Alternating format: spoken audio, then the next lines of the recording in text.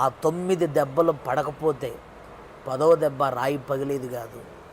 దేవుని విషయంలో కూడా మనం అలానే పోరాడాలి. ఒకసారి ప్రార్థన చేస్తాం, రెండోసారి ప్రార్థన చేస్తాం. 1 నెల, 2 నెలలు, 3 నెలలు, 1 సంవత్సరం, 2 సంవత్సరం దేవుని దగ్గర నుంచి మనం పొందుకునేవి సంపాదించుకునేంత వరకు మనం పోరాడుతూనే ఉండాలి, పోరాడుతూనే ఉండాలి, పోరాడుతూనే ఉండాలి. మనకి ఏదైతే కావాలో వాటిని మనం దక్కించుకునేంత వరకు మనం పోరాడాలి. ఏదైతే మనం అడుగుతున్నామో దేవుని దగ్గర అది మనం సంపాదించుకునేంత వరకు మనం పోరాడుతూనే ఉండాలి. భర్తిమయి అనే ఒకడు ఉన్నాడు. ఈ భర్తిమయి అనేవాడు ఒకసారి కేక వేశాడు, దావీదు కుమారుడా అని. ప్రభు పట్టించుకోలేదు. రెండవసారి కేక వేశాడు, జనాలు పట్టించుకోలేదు. యేసు ప్రభు దాటిపోతున్నాడన్న సంగతి భర్తిమయికి తెలిస్తే